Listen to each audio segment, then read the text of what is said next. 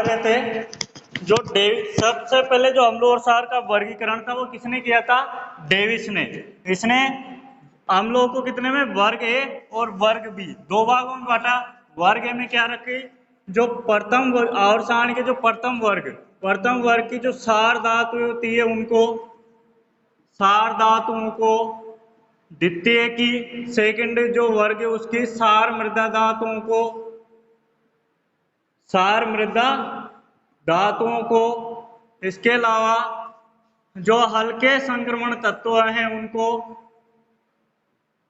हल्के संक्रमण तत्व, और उच्च ऑक्सीकरण अवस्था वाले, उच्च ऑक्सीकरण अवस्था वाले जो तत्व हैं उनको इसमें रखा।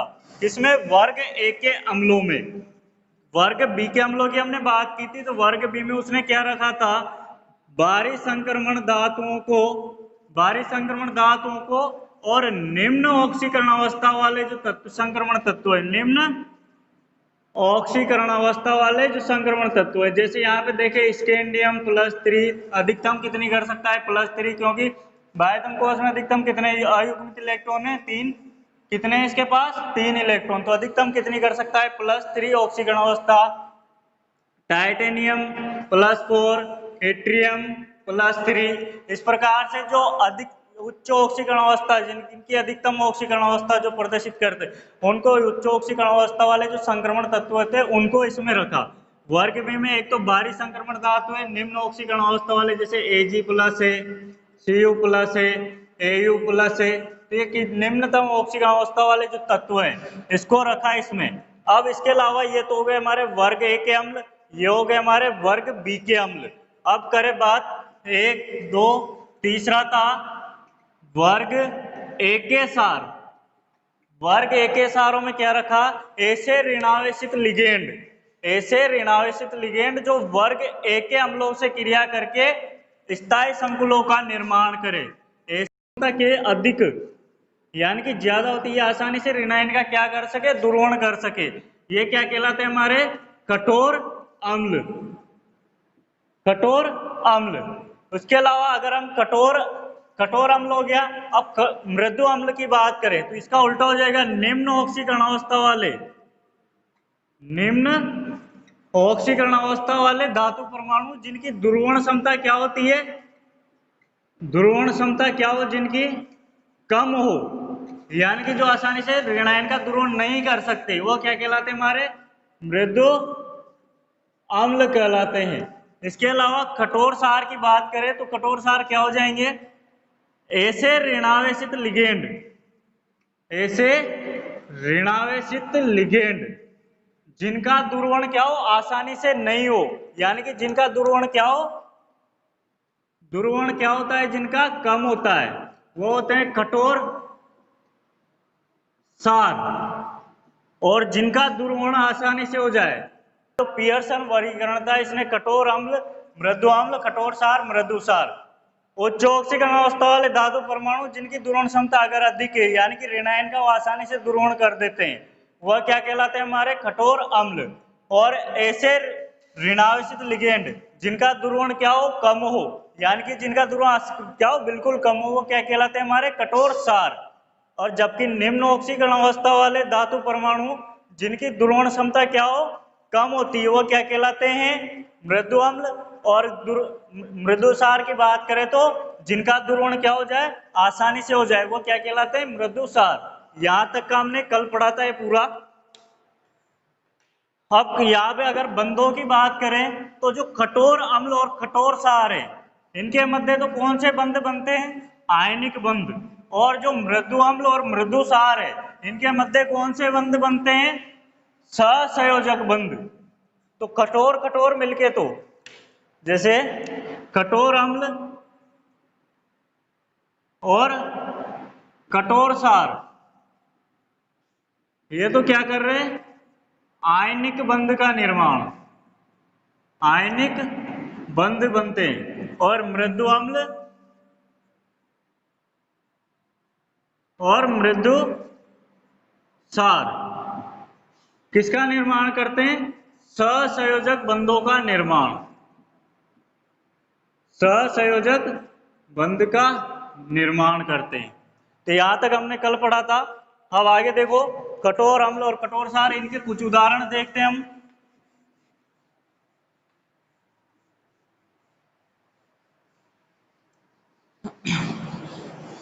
सभी को समझने में आ गया होगा यहां तक का, अभी तक जो पढ़ा है जो।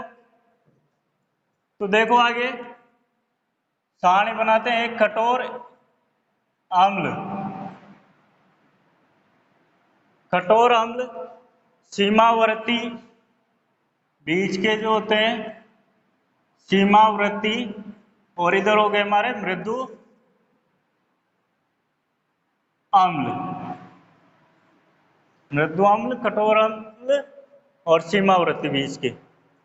तो देखो जैसे पहला है हमारा H plus, lithium plus, sodium plus, potassium plus, rubidium plus, caesium plus, ब्रोमियम 2 plus, magnesium 2 plus, calcium 2 plus, barium 2 plus, scandium 3 plus, atrium 3 plus, lanthanum 3 plus, इसके अलावा फेरिक 3 प्लस, टाइटेनियम 4 प्लस।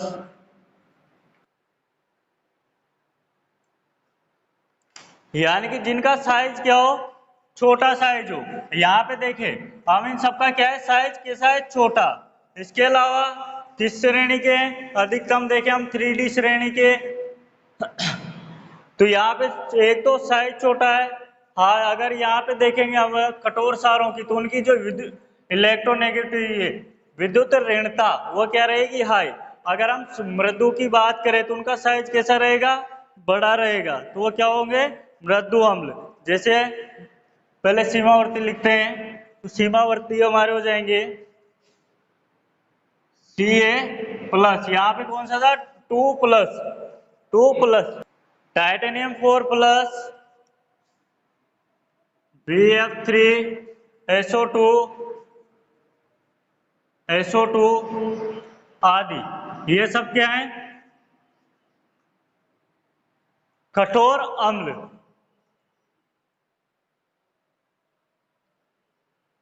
एक तो इनकी देखें ऑक्सीकरण अवस्था क्या होती है, सबकी उच्च होती है। उसके अलावा कौन से होते हैं, जिनकी ध्रुवण क्षमता क्या होती है, अधिक हो, वह क्या कहलाते हैं, हमारे कठोर अम्ल। तो ये कठोर अम्ल हो गए।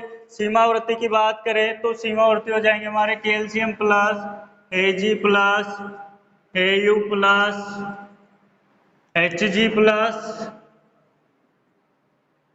Mercury plus, Mg, magnesium 2 plus, mercury, magnesium, cadmium.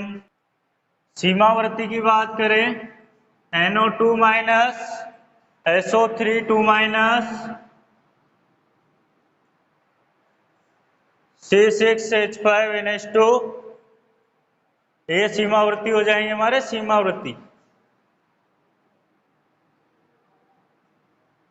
तो ये होता हमारा पूरा पियर्सन वर्गीकरण। पियर्सन वर्गीकरण, कठोर अम्ल यानी कि जिनकी ऑक्सीकरण अवस्था क्या हो, उच्च हो, और जिनका ध्रुवण क्या हो, ध्रुवण क्षमता जिनकी क्या होती है, अधिक होती है, वो क्या होते हैं, हमारे कठोर अम्ल। और कठोर सार ऐसे ऋणावेशित लिगेंड, जिनका कि ऐसे ऋणावेशित कण या लिगेंड जिनका क्या हो, ध्रुवण क्या होता है, कम होता है, वो होते हैं हमारे कठोर सार। मृदु अम्ल किसे कहेंगे, जिनकी ऑक्सीकरण अवस्था क्या हो, कम हो, तथा धातु परमाणु की जो ध्रुवण क्षमता होती है वो क्या होती है, कम होती है। ध्रुवण क्षमता क्या होती है, अधिक कम होती है, वो क्या कहलाते हैं, हमारे मृदु अम्ल। और मृदु सार यानी कि जिनका ध्रुवण क्या हो, आसानी से हो जाए, ऐसे ऋणावेशित लिगेंड जिनका ध्रुवण आसानी से हो सकता है, इनका ये क्या कहलाते हैं, हमारे मृदु सार। तो ये था पियर्सन वर्गीकरण।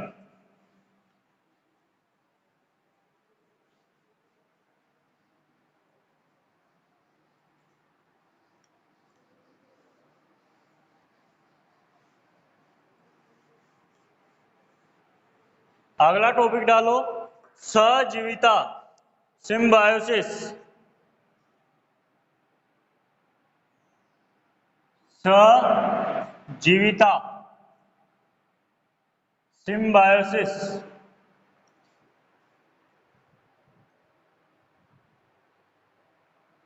सिम्बायोसिस डालो टॉपिक, सजीविता। तो देखो क्या होती है सजीविता, जैसे किसी भी कोई लिगेंड है हमारे पास जिसकी प्रकृति कैसी है, कठोर, यानी कि कठोर लिगेंड है। कैसा है लिगेंड, कठोर लिगेंड है हमारे पास। तो किस कठोर प्रकृति का अगर लिगेंड होगा तो इसका आक्रमण उसी स्पीशीज पे होगा जिसके पास क्या हो, कठोर लिगेंड उपस्थित होता हो। कठोर लिगेंड ही उपस्थित होगा तभी उस पर यह आक्रमण करेगा। यानी कठोर लिगेंड, जो कठोर प्रकृति का लिगेंड है, इसका आक्रमण उसी स्पीशीज पे होगा जिसपे क्या हो, कठोर लिगेंड उपस्थित होता है, जिसमें क्या है, कठोर लिगेंड उपस्थित होता है। और अगर मृदु लिगेंड होगा हमारे पास, जैसे कोई मृदु लिगेंड है, तो देखो यहाँ पे सजीविता, अगर हम कोई लिगेंड जिसकी प्रकृति कैसी है, कठोर प्रकृति का लिगेंड है, कठोर प्रकृति का लिगेंड, तो ये उसी स्पीशीज, जो स्पीशीज होगी उसी स्पीशीज पे यह आक्रमण करेगा जिसमें क्या हो, कठोर लिगेंड उपस्थित होगा। और मृदु लिगेंड, यानी कि मृदु प्रकृति का अगर कोई लिगेंड है तो इसका आक्रमण करवाएंगे, तो यह उसी स्पीशीज पे आक्रमण करेगा जिसमें क्या उपस्थित हो, मृदु लिगेंड हो। यानी कठोर लिगेंड कठोर पर ही करेगा और मृदु मृदु पर ही करेगा। यही क्या होती है हमारी सजीविता। जैसे एक उदाहरण देखते हैं, यहाँ पे सल्फाइड है हमारे पास R2S सल्फर, और एक है BF3। अब अभी थोड़ी देर पहले सारणी लिखाई थी, वहां पे देखो R2S तो क्या है, मृदु, और BF3 क्या है, कठोर।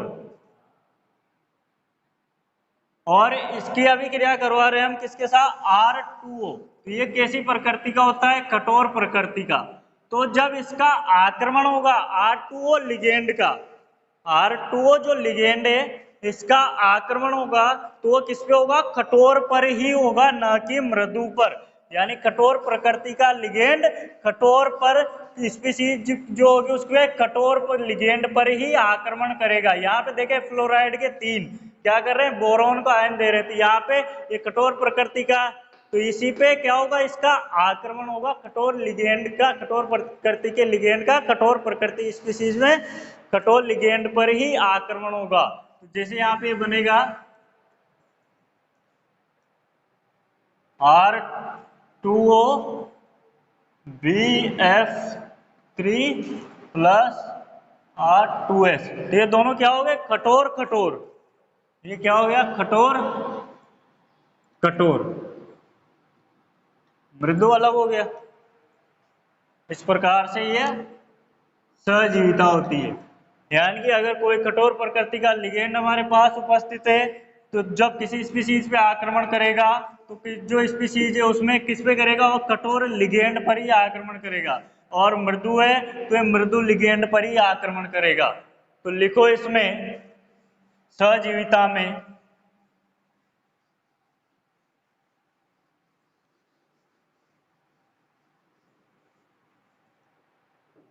किसी कठोर प्रकृति के लिगेंड, किसी कठोर प्रकृति के लिगेंड, किसी कठोर प्रकृति के लिगेंड का आक्रमण, लिगेंड का आक्रमण उस स्पीशीज पर आसानी से होता है, उस स्पीशीज पर आसानी से होता है किस पर होगा? कठोर प्रकृति के लिगेंड जिसमें क्या होगा? कठोर। अब यहाँ पे देखिए, कठोर प्रकृति के लिगेंड का आक्रमण उसी स्पीशीज पे आसानी से होगा। किस स्पीशीज पे? यानी कि कठोर लिगेंड पर ही स्पीशीज पे होता है जिसमें क्या उपस्थित हो? कठोर कठोर लिगेंड उपस्थित हो, जिसमें कठोर लिगेंड उपस्थित होता है।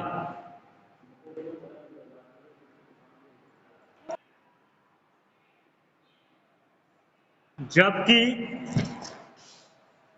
मृदु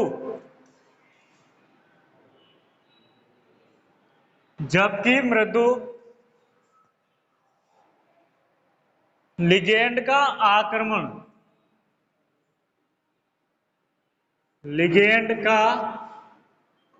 आक्रमण उस स्पीशीज पर आसानी से होता है, उस स्पीशीज पर आसानी से होता है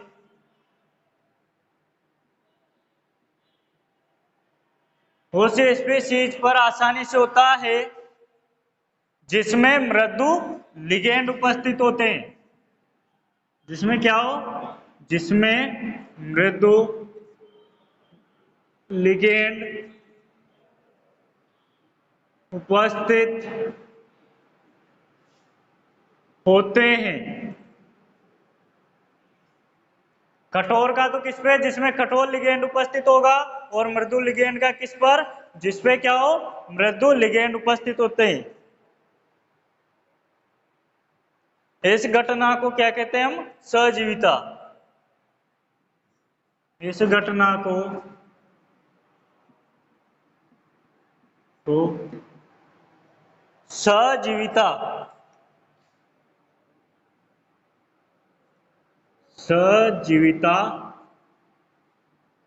कहते हैं। इस घटना को क्या कहेंगे हम? सहजीविता।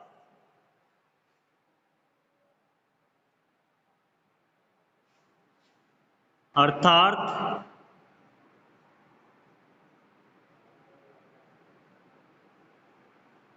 संकुल यौगिकों के निर्माण में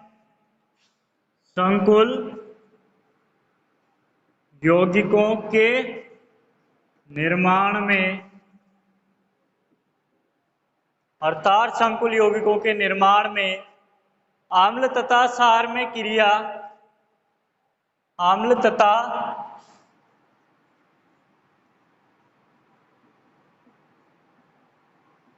क्षार में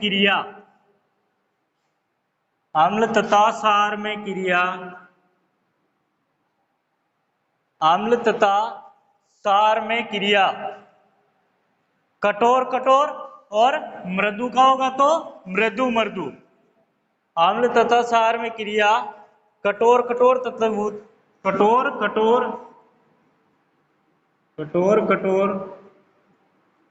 स्क्रीन मत कटाना। कठोर तथा मृदु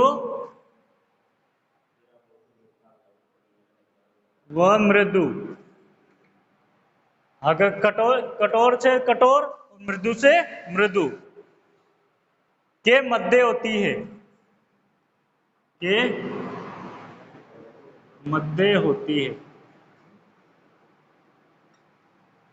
कठोर के और मृदु के मध्य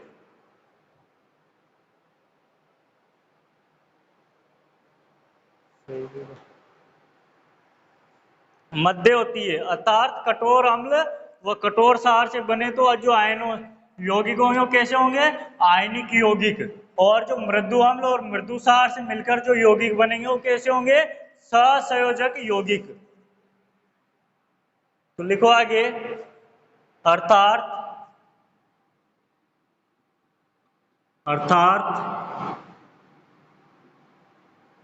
कठोर अम्ल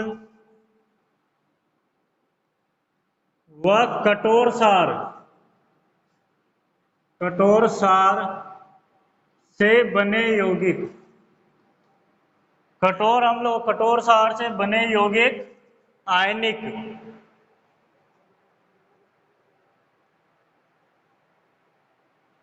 बने आयनिक यौगिक,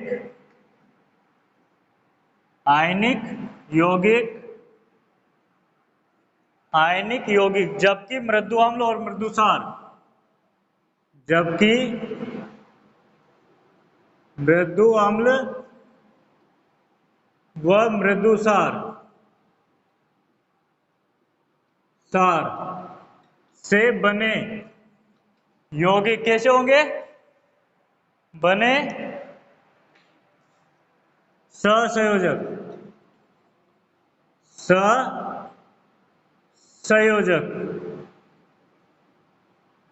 यौगिक अधिक स्थायी होंगे, अधिक स्थायी होंगे। ये होती है सहजीविता। कठोर प्रकृति के लिगेंड का आक्रमण किस पे होगा? कठोर उस स्पीशीज पे होगा जिसमें क्या हो? कठोर लिगेंड उपस्थित हो। और मृदु प्रकृति के लिगेंड का आक्रमण किस पे होगा? जिस स्पीशीज में मृदु प्रकृति का लिगेंड उपस्थित होता है। और इस गणना से जो बनते हैं संकुल यौगिक, तो यहाँ पे अगर हम देखें कठोर अम्ल और कठोर सार से जो बनेंगे उनमें तो क्या होंगे? आयनिक बंध बनेंगे, यानी कि आयनिक यौगिक अधिक स्थायी होंगे। जबकि जो मृदु अम्ल और मृदु सार से बनेंगे यौगिक, उनमें कैसे सहसंयोजक यौगिक जो बनेंगे वह अधिक स्थायी होंगे।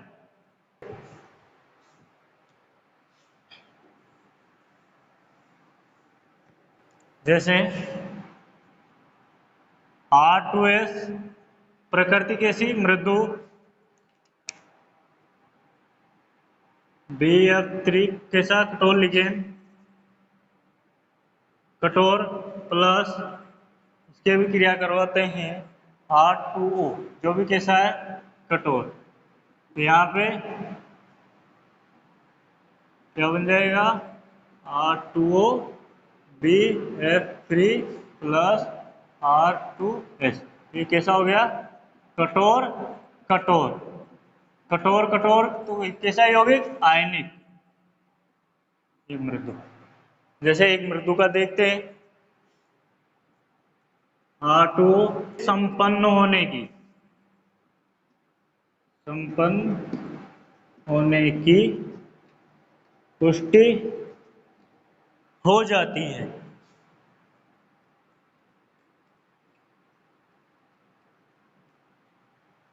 उतारो। तो यहाँ पे तो स्थायी और कैसा? सहसंयोजक, सहसंयोजक। कौन सा स्थायी? सहसंयोजक। यहाँ पे आयनिक स्थायी उतार लेना। ठीक है, आज क्लास यहीं पे समाप्त करते हैं। देखो, पादप जीवन के लिए जल का महत्व हमने पढ़ा था कल, और पादप जीवन के लिए जो जल का महत्व था उसमें हमने कहा था कि जल एक अत्यंत महत्वपूर्ण यौगिक होता है। ठीक है, और सभी पादपों के लिए या सभी जंतुओं के लिए, टोटल जो जीवधारी होते हैं सभी के लिए जल जो होता है बहुत ही ज़्यादा महत्वपूर्ण होता है। ठीक है, हमें यह भी पता है कि सभी जंतुओं की जो उत्पत्ति हुई है ये जल में ही हुई है। ठीक है, जल में ही उत्पत्ति हुई है, तो जल में ही उत्पत्ति हुई है तो सबसे ज़्यादा आवश्यकता जल की ही रही होगी। इसके अलावा धीरे धीरे कालांतर में क्या हुआ कि इनका उद्विकास हुआ, विकास हुआ, इन जंतुओं का विकास हुआ, पादपों का विकास हुआ, तो जल से ये कहाँ विकसित हो गए? स्थल पर। तो स्थल पर ये विकसित होने, अब देखो इन्होंने ना स्थल पर रहना सीख लिया, लेकिन स्थल पर रहना सीख लिया उसके बावजूद भी जल की जो निर्भरता है वो खत्म नहीं हो पाई। ठीक है, अर्थात फिर भी क्या होता है कि पौधे जो होते हैं या जंतु जो होते हैं ये पूर्ण रूप से जल के ऊपर निर्भर रहते हैं। अब निर्भर कैसे रहते हैं ये आपको पता है, क्यों? क्योंकि जो जीव द्रव्य पाया जाता है पादप कोशिका हो या जंतु कोशिका हो, किसी के अंदर भी जो जीव द्रव्य पाया जाता है, उस जीव द्रव्य के अंदर 90% से लेकर के 95% तक क्या पाया जाता है, जल पाया जाता है। ठीक है। और जितने भी कोशिकांग होते हैं, कोशिका के अंदर जितने भी अंग होते हैं जिन्हें हम कोशिकांग कहते हैं, तो वो सारे कोशिकांग जलीय विलयन के अंदर अर्थात 90 से 95% जल के अंदर ही क्रिया करते हैं। जो भी जैविक क्रियाएं होती है वो जलीय विलयन के अंदर ही होती है। ठीक है। उसके बाद में उपापचयी जितने भी क्रियाएं होगी वो सारी उपापचयी क्रियाएं भी क्या होती है, जल के अंदर ही मौजूद होती है, जल के द्वारा ही। अब आपको ये भी पता है, इसके भौतिक गुणों के अंदर पढ़ा था हमने कि जो जल होता है ये सार्वत्रिक विलायक होता है, सार्वत्रिक विलायक होता है। सार्वत्रिक विलायक होने के कारण क्या होता है कि अधिकतर पदार्थों को अपने अंदर घोल लेता है। ठीक है। और अपने अंदर मिला करके ये क्या करता है, परिवहन करता है। ठीक है। अंदर से बाहर, बाहर से अंदर, या एक स्थान से दूसरे स्थान तक पहुंचाने का कार्य करता है। ठीक है। तो काफी सारी चीजें जो है वो हमने यहाँ पे पढ़ी थी। उसके अलावा हमने ये भी बताया था कि जो जल होता है, जल को जीवन का द्रव बोलते हैं हम। ठीक है। अर्थात फ्लूइड ऑफ लाइफ बोलते हैं इसको। उसके बाद में हमने ये भी कहा था कि जीवन को सुरभित रस भी कहा जाता है। जल को क्या कहा जाता है, सुरभित रस भी कहा जाता है। इसके भौतिक गुणों के बारे में जानकारी भी ली थी हमने। तो भौतिक गुणों में पढ़ा था हमने कि जो जल होता है ये उच्च विशिष्ट ऊष्मा वाला होता है। ठीक है। क्या होता है, ये एक उच्च विशिष्ट ऊष्मा वाला होता है। उसके बाद में तीनों अवस्थाओं में ये पाया जा सकता है, ये ठोस अवस्था में, ये द्रव अवस्था में, और ये गैस अवस्था में। ये तीनों ही अवस्था में पाया जाता है। उसके बाद में इसके अंदर जो है उच्च ससंजन व आसंजन बल। तो ये सारे जो इसका पीएच भी देखो ये उदासीन प्रकृति का होता है। ठीक है। अर्थात जो इसका पीएच होता है वो 7 होता है। इसके बाद में डाई इलेक्ट्रिक स्थिरांक भी इसका पाया जाता है। तो ये सारे भौतिक और रासायनिक गुण होते हैं, और इन गुणों के कारण ही ये एक बहुत ही ज्यादा महत्वपूर्ण या आवश्यक यौगिक जो है सजीवों के लिए बन जाता है। ठीक है। ये तो हमने कल पढ़ा था, जिसके बारे में हमने अभी चर्चा की है। उसके बाद में आज हम पढ़ने जा रहे हैं विसरण। ठीक है। तो विसरण को अपन आज विस्तार से पढ़ेंगे, तो ध्यान से देखें विसरण को।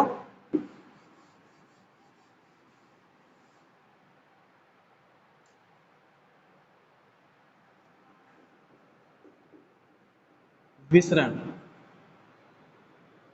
ठीक है। डिफ्यूजन,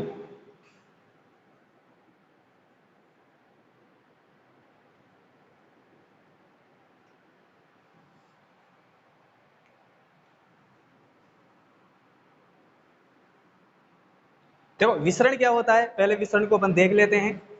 एक नॉर्मल सी परिभाषा के अंदर देख लेते हैं कि जैसे कि कोई गैसीय पदार्थ होते हैं, कोई भी पदार्थ है, ये क्या होते हैं कि उच्च सांद्रता से निम्न सांद्रता की ओर अपने आप जो है विचलित होते रहते हैं। इसी प्रक्रिया को क्या बोलते हैं, विसरण बोलते हैं। ये बिल्कुल इजी लैंग्वेज में है, जो हम जानते हैं इसको।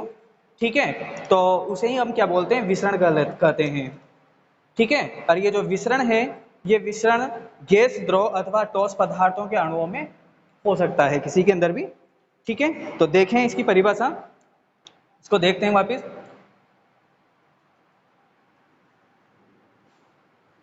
किसी गैस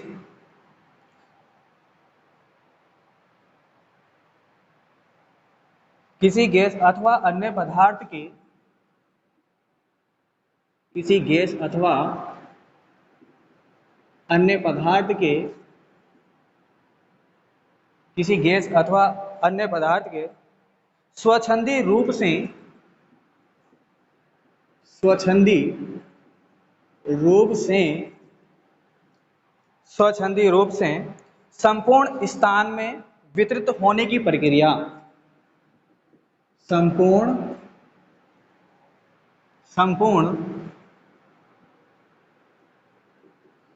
स्थान पर वितरित होने की प्रक्रिया, विसरण कहलाती है। होने की प्रक्रिया विसरण कहलाती है, विसरण कहलाती है, विसरण कहलाती। क्लियर। तो ये नॉर्मल भाषा में हमारे विसरण क्या होता है, किसे कहते हैं हम, विसरण किसे कहते हैं। ठीक है।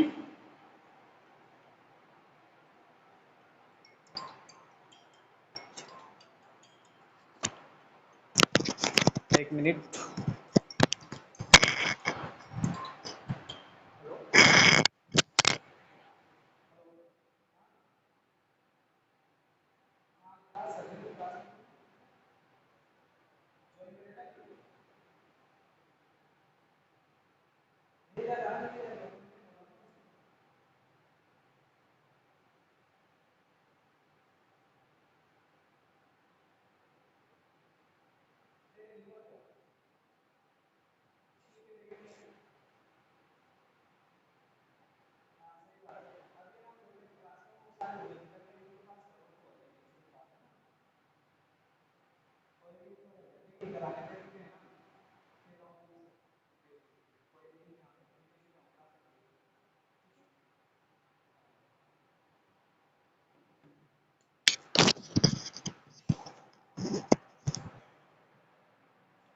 स्थान पर वितरित होने की, देखो किसी गैस अथवा अन्य स्थान पर स्वच्छंदी रूप से, वो मनीषा का फोन आया है, उसको ऐड करो, उसके पास है ना लिंक भेजो सर, उसके पास लिंक नहीं है, ठीक है, वो उनसे मुकेश जी से कह करके वो नंबर पे लिंक भेज दो। हाँ, किसी गैस अथवा अन्य पदार्थ की स्वच्छंदी रूप से, मतलब कोई भी गैस है या कोई अन्य पदार्थ, ये क्या होता है, अपने आप ही संपूर्ण स्थान पर क्या हो जाता है, वितरित हो जाता है, संपूर्ण स्थान पर फैल जाता है। इसी प्रक्रिया को क्या बोलते हैं हम, विसरण कहते हैं, ठीक है। तो ये विसरण हो गया। इसकी परिभाषा देखते हैं हम, परिभाषा क्या देखते हैं, इसकी परिभाषा देखते हैं विसरण की परिभाषा। देखिए परिभाषा क्या होती है, परिभाषा के रूप में अगर हम इसको लिखें तो एक नॉर्मल सी प्रक्रिया तो वह है जो अभी हमने बताई थी जस्ट पहले।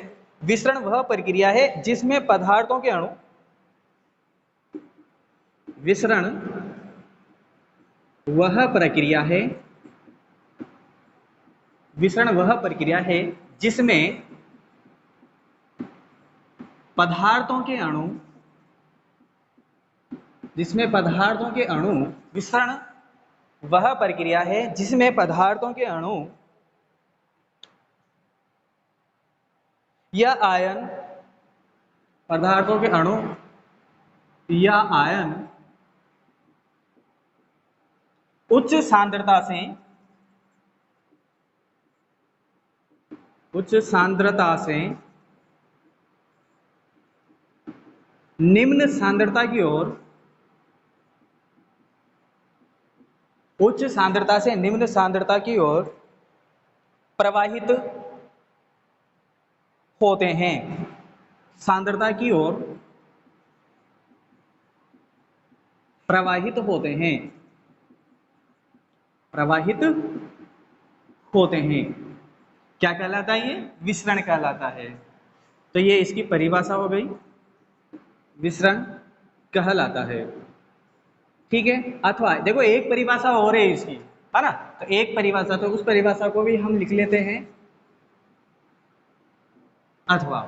नेक्स्ट परिभाषा क्या होगी, अब देखो ये जो विसरण होता है ये सभी के लिए होता है, ये सभी के लिए लागू होता है, गैसों के लिए, द्रवों के लिए और ठोस पदार्थों के लिए ये क्या होता है, लागू होता है। तो इसके लिए भी ये परिभाषा है, तो उसे भी लिख लेते हैं अपन। गैसों, द्रवों अथवा ठोस पदार्थों में, गैसों,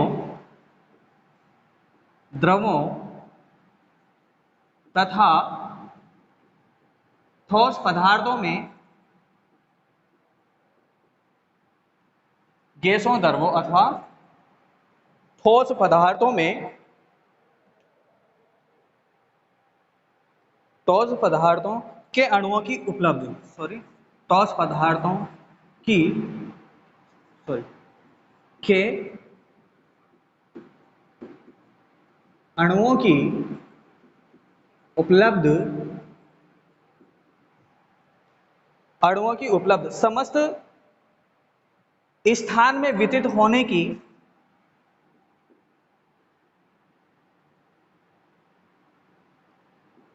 समस्त स्थान में वितरित होने की, वितरित होने की प्रक्रिया क्या कहलाती है, विसरण कहलाती है।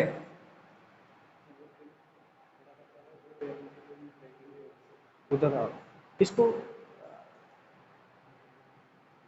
वितरित होने की प्रक्रिया विसरण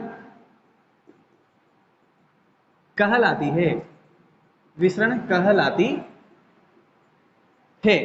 ठीक है, अब देखिए समझिए इसे वापस एक बार और समझिए। किसी गैस अथवा अन्य पदार्थ स्वच्छंदी रूप से, ठीक है, किसी गैस अथवा अन्य पदार्थ स्वच्छंदी रूप से संपूर्ण स्थान पर वितरित होने की जो प्रक्रिया होती है वही क्या कहलाती है, विसरण कहलाती है। तो ये विसरण हो गया। और इसकी जो परिभाषाएं हैं, दो परिभाषाएं हमने लिखी है।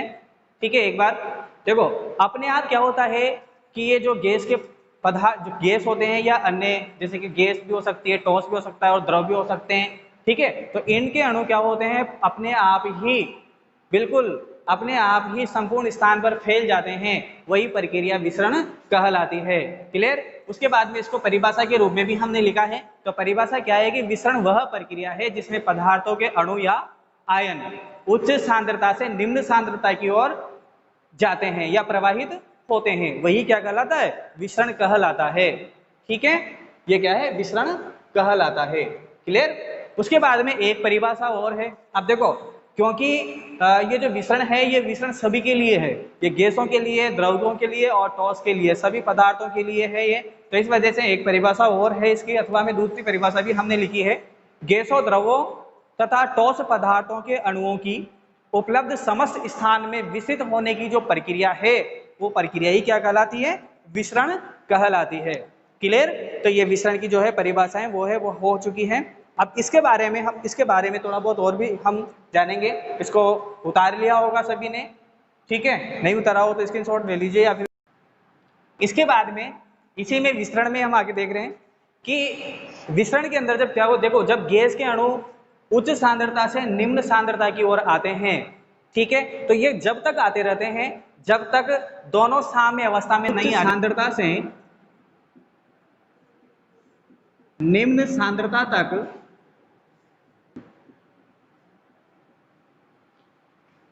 तब तक तब तक आते हैं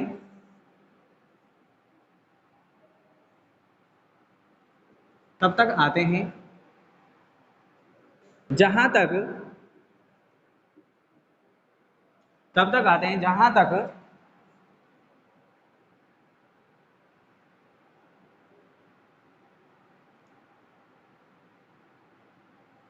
दोनों की सांद्रता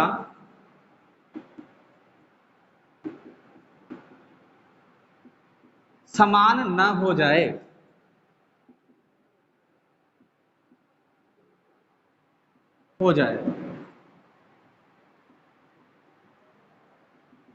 ठीक है। और ये जो सांद्रता बिल्कुल समान हो जाती है, सांद्रता समान होने की स्थिति, समान होने की स्थिति साम्य अवस्था कहलाती है, साम्य अवस्था कहलाती है।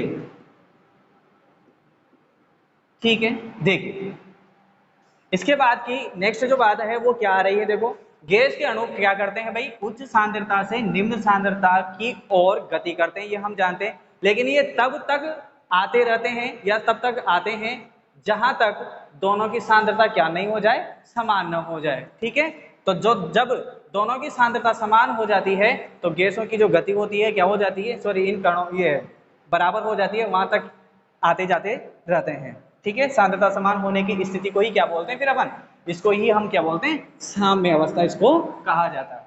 ठीक है, गैस के अणु उच्च सांद्रता से, सॉरी, निम्न सांद्रता तक तब तक आते हैं जहां तक, जब तक, सॉरी इसको सही कर देता हूं, जब तक दोनों की सांद्रता समान न हो जाए। ठीक है, और सांद्रता समान होने की जो स्थिति कहलाती है क्या कहलाती है, साम्य अवस्था कहलाती है। क्लियर। देखिए आगे उसके बाद में, जब तक कि इन गैसों की सांद्रता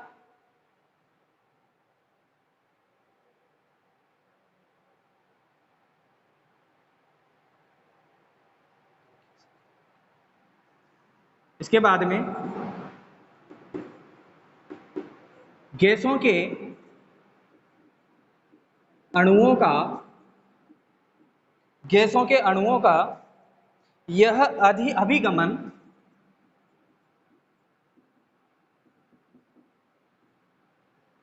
गैसों के अणुओं का यह अभिगमन गैस के स्वयं के अणुओं में अभिगमन गैस के स्वयं के अणुओं में उपस्थित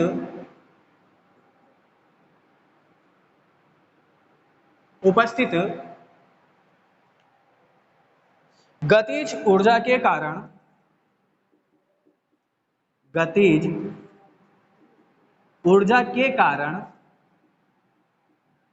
होता है।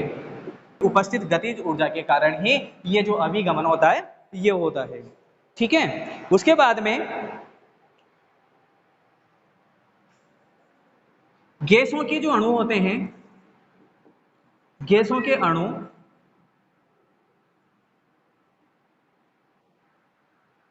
अणु सांद्र होने के बाद भी एक बिंदु से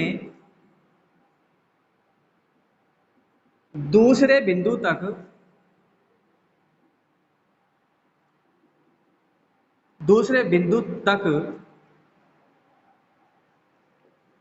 गमन करते रहते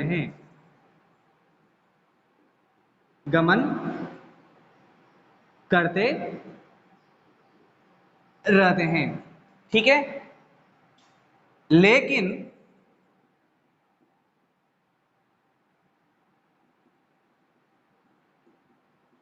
जितने अणु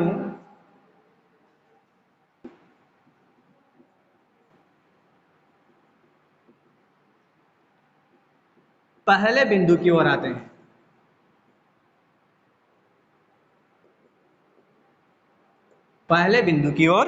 आते हैं,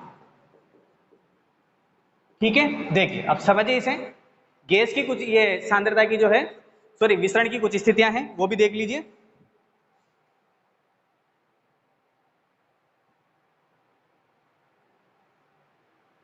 देखिए गैस के अणु क्या होते हैं, ये उच्च सांद्रता से निम्न सांद्रता तक तब तक आते हैं जब तक दोनों की सांद्रता समान न हो जाए। और दोनों की सांद्रता समान होने की जो प्रक्रिया या जो स्थिति है वो क्या कहलाती है, साम्य अवस्था कहलाती है। क्लियर, पहली स्थिति होगी कि साम्य स्थिति किसे कहते हैं कि उच्च सांद्रता से निम्न सांद्रता की ओर गति करते समय दोनों की सांद्रता क्या हो जाती है, समान हो जाती है। तो इसी स्थिति को ही क्या बोलते हैं हम, साम्य अवस्था इसको कहा जाता है। नेक्स्ट स्थिति क्या दिख रही है यहाँ पर कि गैसों के जो अणु हैं, गैसों के अणुओं का यह जो अभिगमन होता है, चलना फिरना होता है, या एक स्थान से दूसरे स्थान तक जो गैसों के अणु गति कर रहे हैं, ये गति किसके वजह से होती है कि गैस के स्वयं के अणुओं में उपस्थित गतिज ऊर्जा के कारण ये गति होती है। ठीक है, अब देखो यहां पर हमने कहा था कि ये सांद्रता जब बिल्कुल समान हो जाती है, दोनों की सांद्रताएं समान हो जाती है और सांद्रताएं समान हो जाती है तो इस अवस्था को हम साम्य अवस्था बोलते हैं।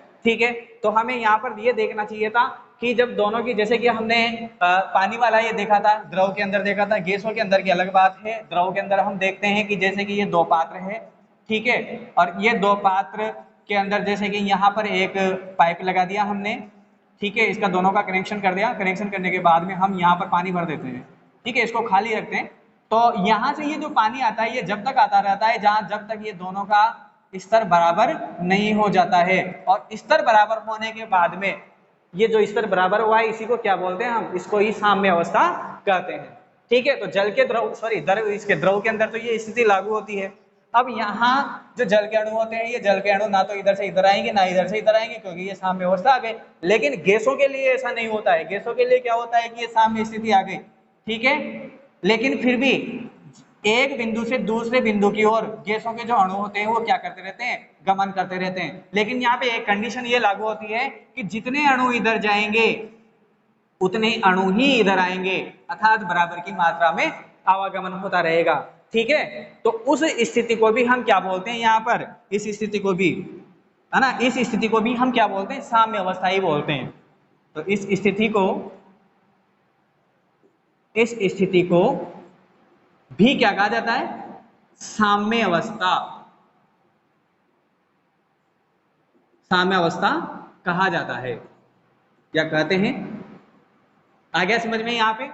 ठीक है, अभी जस्ट मैंने देखो एक बार और देख लीजिए इसे। गैस के अणु क्या होते हैं? उच्च सांद्रता से निम्न सांद्रता की ओर कब तक आते हैं? जब तक दोनों की सांद्रताएं समान न हो जाए, और दोनों की सांद्रताएं समान हो जाती है तो उस स्थिति को ही क्या बोलते हैं? साम्य अवस्था उसे कहते हैं। उसके बाद में गैसों के लिए क्या कंडीशन लागू होती है? देखो, गैसों के अणुओं के अंदर जो अभिगमन हो रहा है, ये अभिगमन के लिए जो ऊर्जा आ रही है इनके अंदर, तो वो कहाँ है? ये गैसों के जो स्वयं के जो अणु होते हैं, गैसों के स्वयं के जो अणु उपस्थित होते हैं, ठीक है, उन स्वयं के अणुओं के अंदर ही गतिज ऊर्जा मौजूद होती है और उसी गतिज ऊर्जा के कारण ये अभिगमन करते हैं। क्लियर?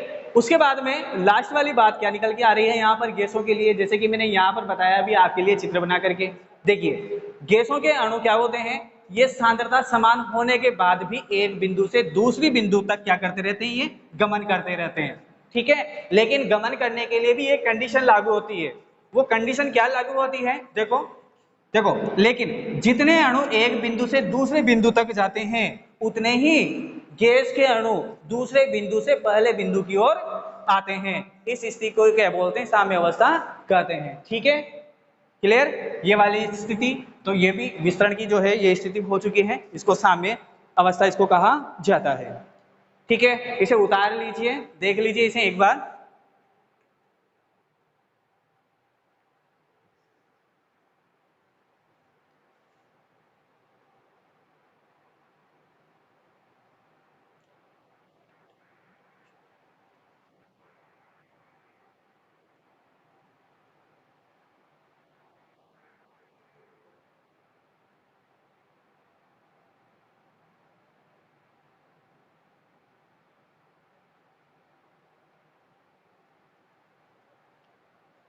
ठीक है, क्लियर? नेक्स्ट देखना है, हम ध्यान से पढ़ना है इसको।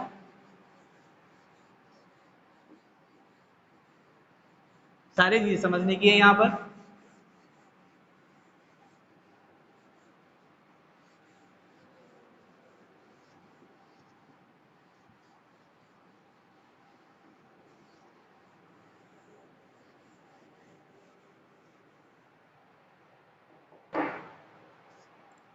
स्वतंत्र विसरण, अब आता है आपके स्वतंत्र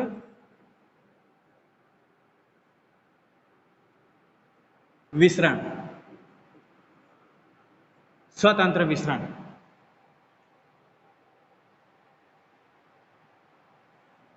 इंडिपेंडेंट डिफ्यूजन।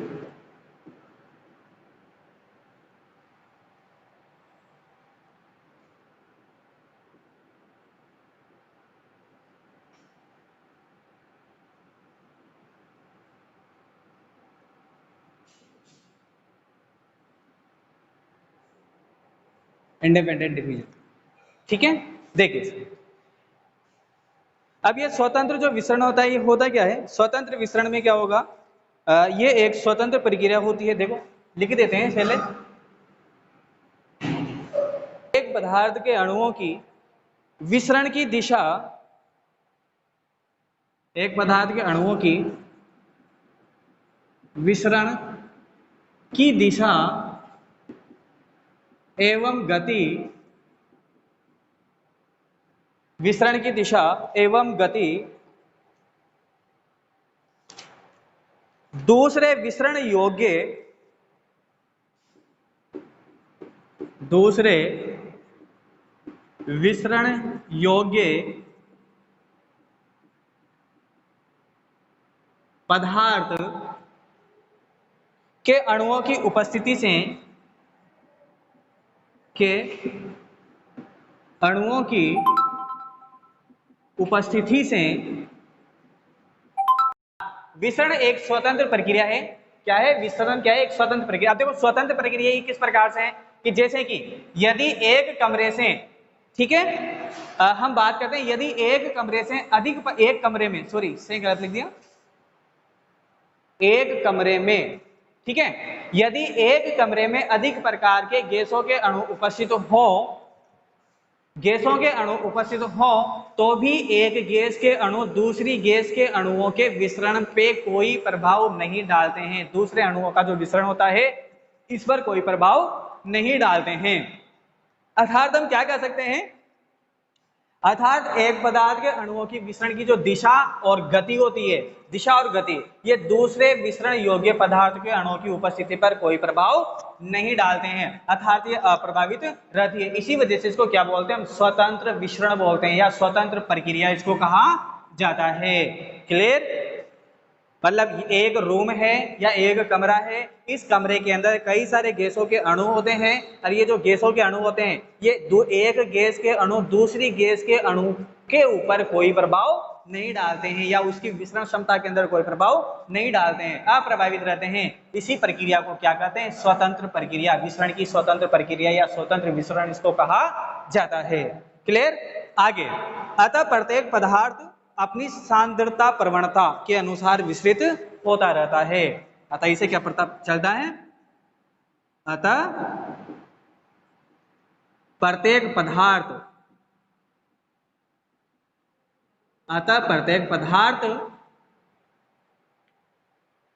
अपनी सांद्रता प्रवणता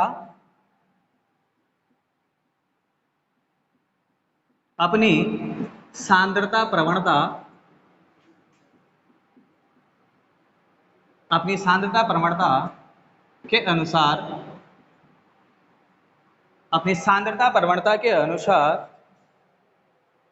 विसरित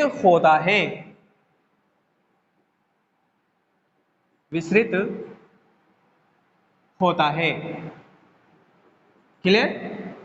तो इस जो भी हमने ये पढ़ा है इससे क्या पता चल रहा है, इससे पता चलता है कि प्रत्येक पदार्थ, ठीक है, प्रत्येक पदार्थ क्या करता है, ये अपनी सांद्रता प्रवणता के अनुसार ही क्या करता है, ये विसरित होता रहता है।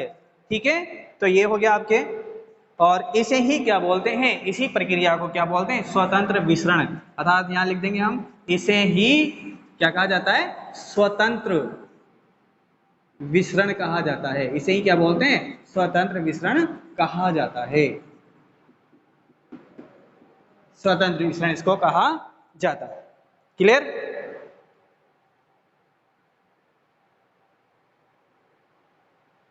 उतार लीजिए इसे एक बार, ठीक है, एक बार देख लो, उतार लो इसे, उसके बाद में आगे पढ़ेंगे अभी।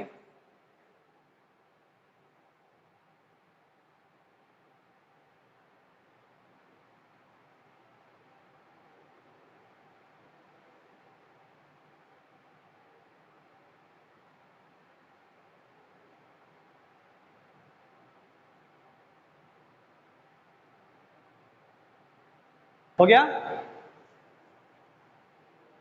रब कर रहा हूं मैं।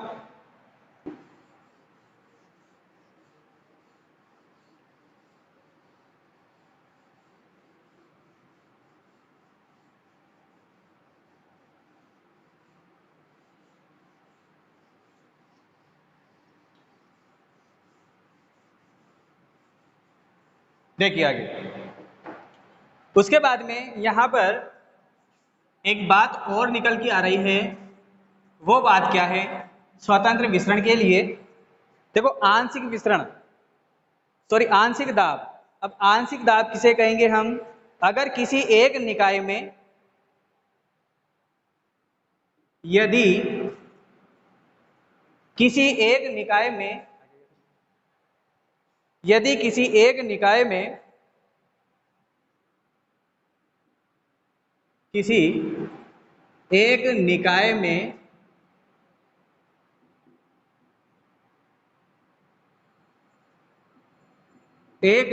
यदि किसी एक निकाय में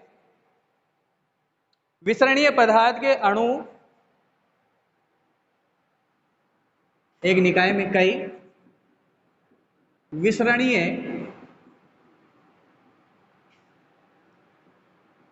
पदार्थ के अणु, विसरणीय पदार्थ के अणु उपस्थित हो, पदार्थ के अणु उपस्थित हो, अणु उपस्थित हो, तो यहां तो यहाँ एक पदार्थ के अणुओं की विश्रम दाब, तो यहाँ एक पदार्थ के अणु की विसरण दाब के विसरण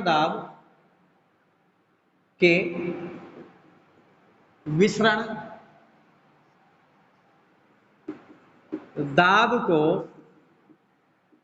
आंशिक दाब कहते हैं, आंशिक दाब कहते हैं।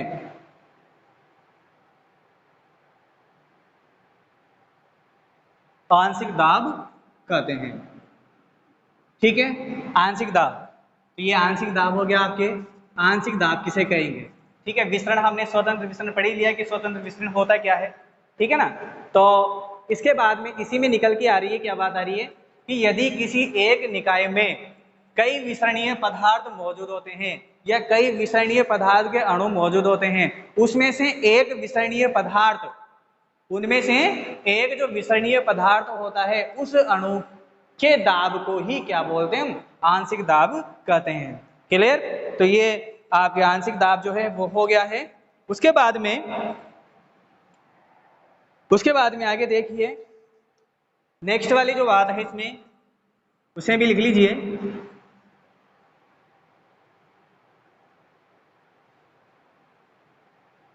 पादप की पत्तियों में, पादप की पत्तियों में पाए जाने वाले रंध्र, पाए जाने वाले रंध्र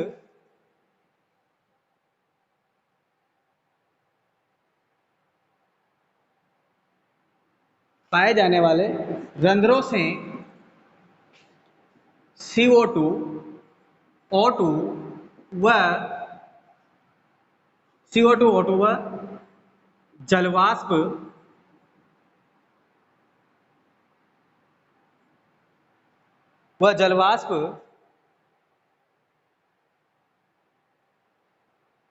के अणुओं का विसरण होता रहता है। जलवाष्प के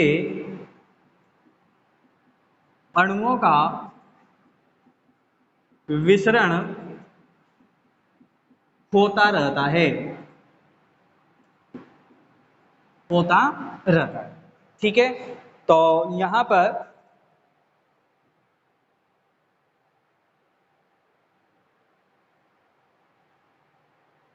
ठीक है होता रहता है। अतः यहां पर स्वतंत्र विसरण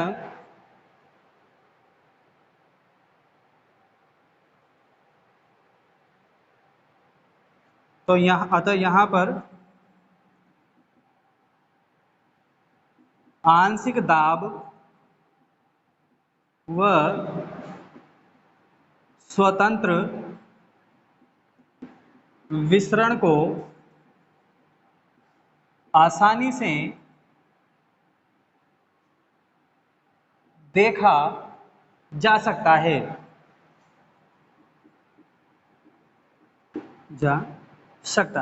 देखिए जब भी हम देखो, हम ये एक तो विसरण होता है, प्रासरण होता है, ठीक है, वाष्पोत्सर्जन वगैरह होता है, ये सारी अंतः शोषण होता है, बाह्य शोषण होता है, ये सारी जो प्रक्रियाएं होती है, ये सारी जो चीजें हम पढ़ते हैं, कब पढ़ते हैं, ये सारी चीजें हम उसी समय पढ़ते हैं जब पादपों के अंदर जल का संबंध बताया जाता है, ठीक है। जब पादपों के अंदर जल का संबंध बताया जाता है तभी ये सारी चीजें जो है हमें पढ़ने को मिलती है, ठीक है। तो हम यहाँ पर इन चीजों को कहाँ पर देख सकते हैं, जैसे कि हमने अभी आंशिक दाब पढ़ा, स्वतंत्र विसरण पढ़ा, ठीक है। तो आंशिक दाब की परिभाषा देखो, आंशिक दाब तो जस्ट ऊपर लिखा हुआ है आपके कि आंशिक दाब किसे कहेंगे कि एक पूरा निकाय है या एक माध्यम है, जैसे कि पूरा एक कमरा है, इस कमरे के अंदर क्या है, कई सारी विसरणीय पदार्थ या कई सारी गैसों के जो अणु हैं वो उपस्थित होते हैं, ठीक है।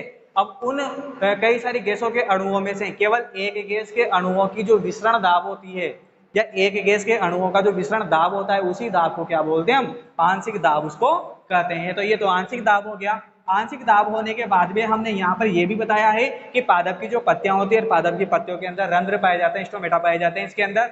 और ये जो रंध्र पाए जाते हैं, इन रंध्रों की सहायता से कार्बन डाइऑक्साइड, ऑक्सीजन, ठीक है, और जलवाष्प, ठीक है, इनके अणुओं का विसरण होता रहता है। और इनके उदाहरण के द्वारा हम क्या समझ सकते हैं, हम उसमें हम आंशिक दाब भी देख सकते हैं और इसमें स्वतंत्र विसरण, इन दोनों की प्रक्रियाओं को आसानी से उसमें देख सकते हैं। ठीक है, तो ये स्वतंत्र विसरण जो होता है ये पूरी प्रक्रिया हो चुकी है। अब स्वतंत्र विसरण के बाद में जो नेक्स्ट जो आता है वो आता है विसरण दाब। ठीक है, तो इसे उतार लीजिए, उतारने के बाद में इसे रफ कर देते हैं।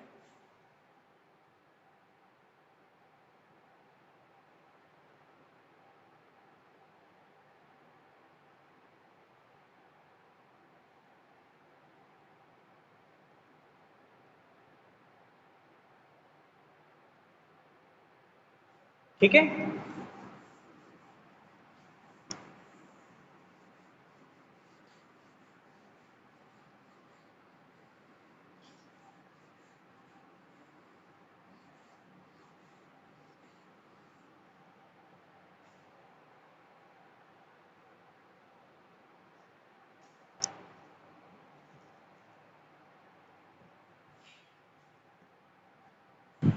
विसरण दाब। नेक्स्ट टॉपिक विसरण दाब।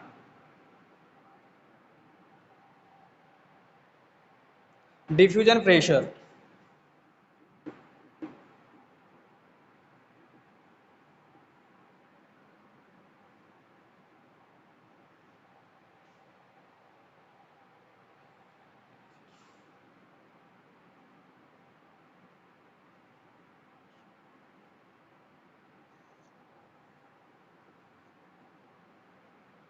ठीक है, विसरण दाब, डिफ्यूजन प्रेशर। देखिए, अब विसरण दाब क्या होता है, विभिन्न पदार्थ के अणुओं की विस्तृत होने की जो प्रकृति होती है उसे ही क्या बोलते हैं अपन, विसरण दाब कहा जाता है। विभिन्न पदार्थ के अणुओं की, विभिन्न पदार्थ के अणुओं की, विभिन्न पदार्थ के अणुओं की विस्तृत होने की प्रकृति को, विस्तृत होने की प्रकृति को, विस्तृत होने की प्रकृति को विसरण दाब भी कहते हैं। विसरण दाब कहते हैं। तो विसरण दाब किसे कहते हैं, विभिन्न पदार्थ के अणुओं की विस्तृत होने की प्रकृति को क्या बोलते हैं, विसरण दाब कहते हैं। और ये जो विसरण दाब होता है, ये विसरण दाब पदार्थ के अणुओं की सांद्रता के समानुपाती होता है। ये जो विसरण दाब होगा पदार्थों के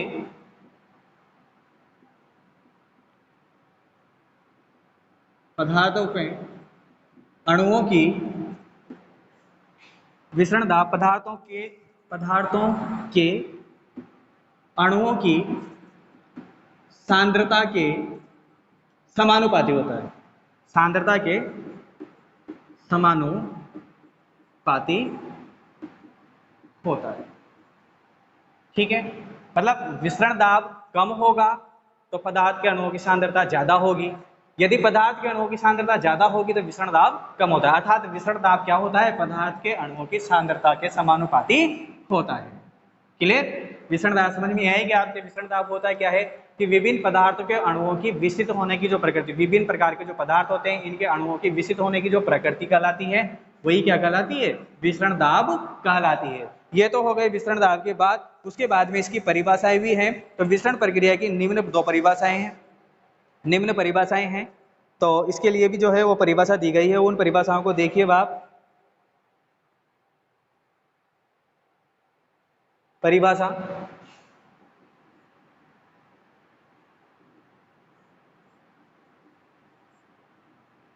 परिभाषा देखिए, पदार्थ के अणुओं तथा आयनों के उच्च विसरण दाब क्षेत्र, पदार्थ के अणुओं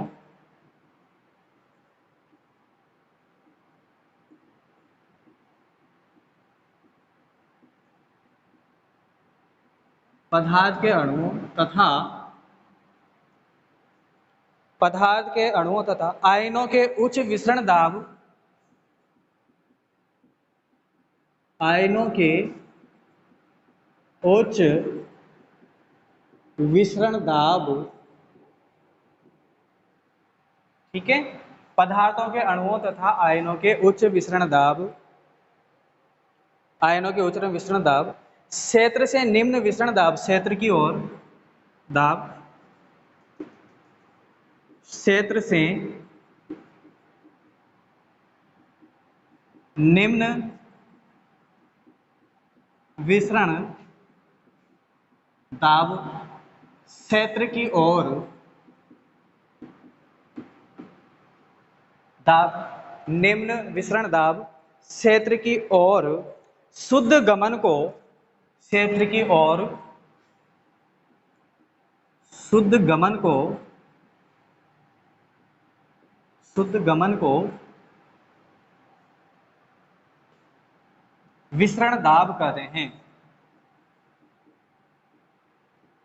विसरण दाब कहते हैं। ये इसकी परिभाषा हो गई, ठीक है। तो परिभाषा क्या हुई इसकी? इसकी परिभाषा है पदार्थ के अणुओं तथा आयनों के, ठीक है, पदार्थ के अणुओं तथा आयनों के उच्च विसरण दाब क्षेत्र से, किधर से?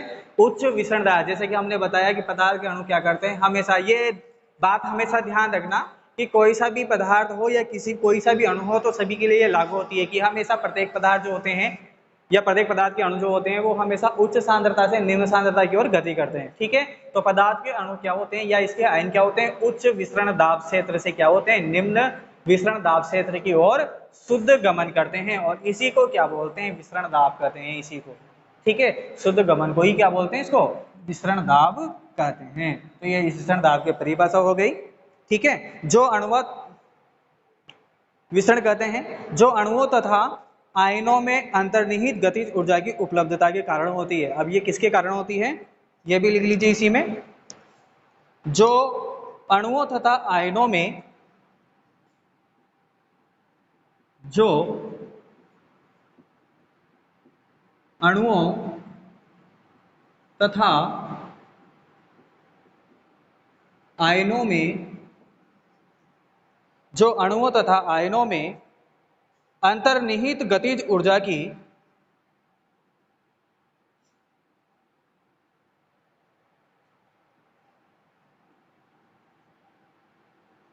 अंतर्निहित गतिज ऊर्जा की, अंतर्निहित गतिज ऊर्जा की उपलब्धता के कारण होता है। गतिज ऊर्जा की उपलब्धता के कारण होता है, ठीक है ना। तो ये विसरण दाब किसके वजह से होता है? अणुओं तथा आयनों में जो गतिज ऊर्जा मौजूद होती है, ठीक है, या अंतर्निहित गतिज ऊर्जा जो होती है उसकी उपलब्धता के कारण ही क्या होता है? ये विसरण दाब उत्पन्न होता है, ठीक है। ये क्लियर है। यहां पर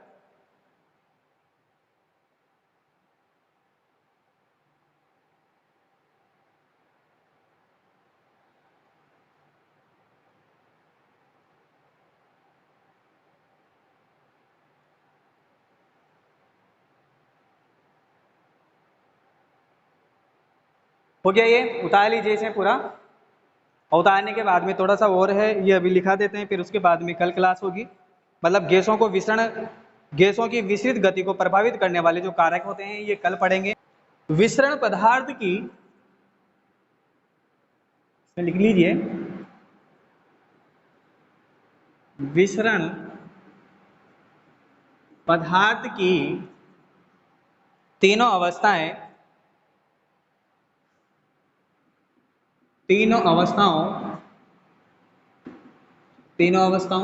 अवस्थाएं आप जानते हैं, ठीक है। तीनों अवस्थाओं द्वारा प्रदर्शित किया जाता है, सबसे तीव्र एवं अधिक होता है।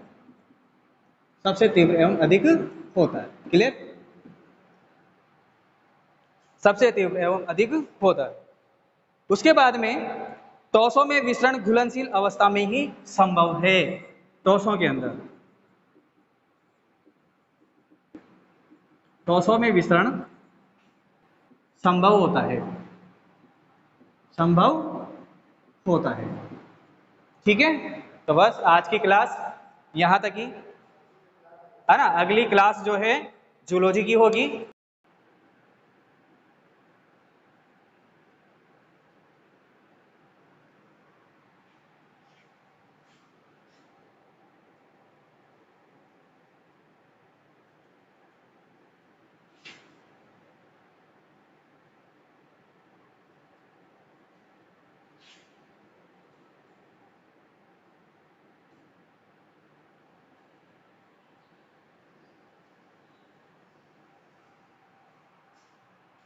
पहला जो आपका टॉपिक है साइक्लोस्टोमेटा। तो साइक्लोस्टोमेटा इसमें जंतु जगत को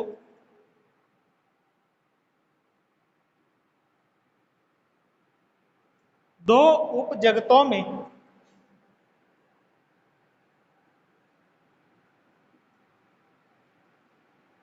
विभक्त किया गया है।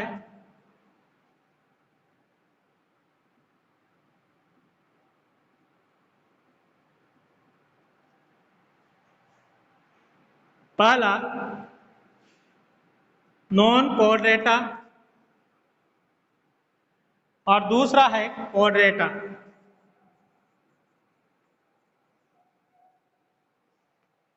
ठीक है, तो इनमें सबसे पहले अपन पढ़ेंगे नॉन कोऑर्डिनेटा और उसके बाद फिर अपन कोऑर्डिनेटा। तो ये तो होते हैं अकशेरुकी प्राणी और ये होता है कशेरुकी प्राणी। जिनके अंदर कशेरुकाएं नहीं होती वो नॉन कशेरुकी होते हैं, यानी कि अकशेरुकी होते हैं। और जिनमें कशेरुकाएं पाई जाती है वो कशेरुकी प्राणी होते हैं। ठीक है, तो इसमें पहला अपन डाल लेते हैं नॉन कोऑर्डिनेटा। ठीक है, इन जंतुओं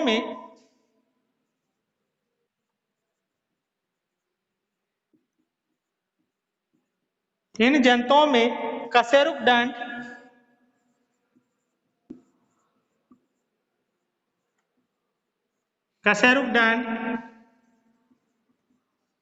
नहीं पाया जाता है।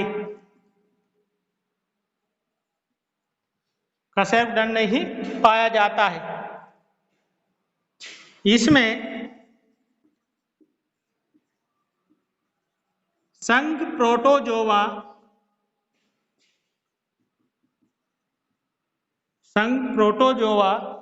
से लेकर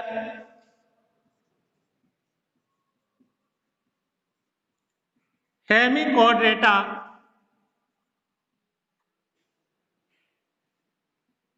तक के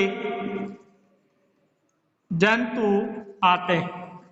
यानी कि हेमिकोड्रेटा जो संघ है, तो संघ प्रोटोजुआ से लेकर और संघ कौन सा हेमिकोडेटा, इनके यहाँ तक के जो जंतु है वो इस नॉन कोडेटा यानी कि अकशेरुकी प्राणियों का अध्ययन होता है। ठीक है, इसके बाद सेकंड आता है कोडेटा।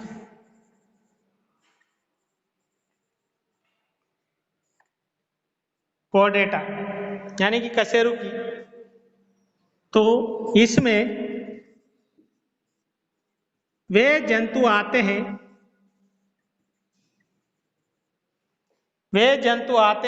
जिनमें कशेरुक दंड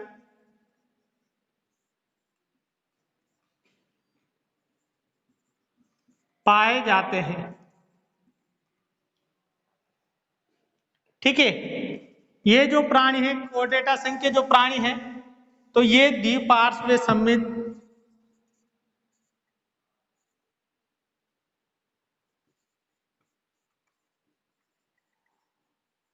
द्विपार्श्व सममित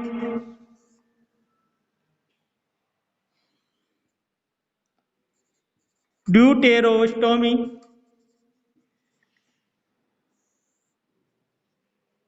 तथा यूसिलोमेट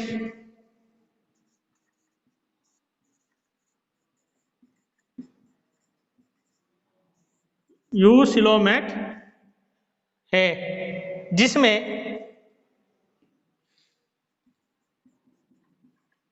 जीवन भर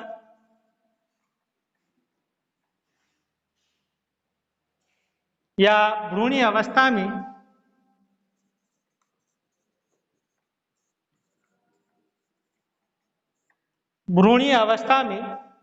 एक लंबी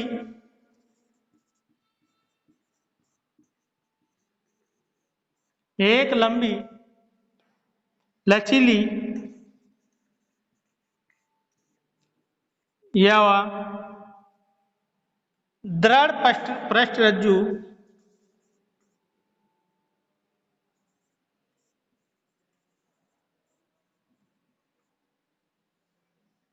पृष्ठरज्जु पाई जाती है।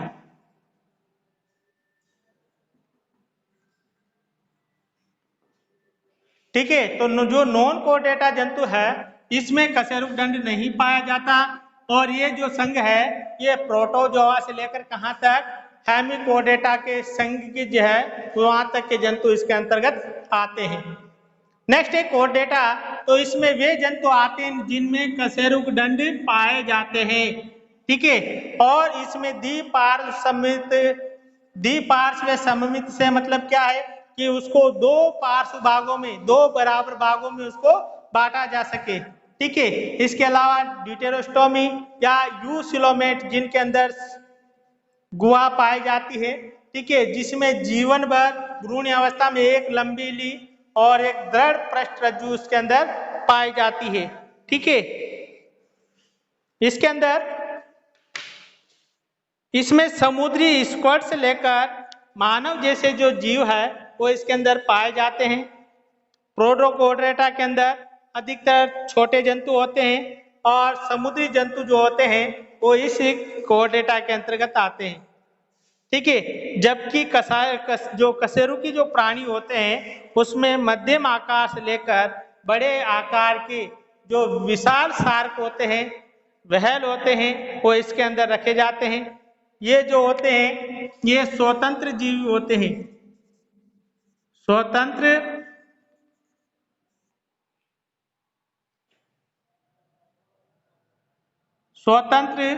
जीवी होते हैं। कैसे होते हैं? स्वतंत्र जीव होते हैं। ठीक है, इनमें कोई भी परजीवी नहीं होता, इनमें कोई भी परजीवी नहीं होता।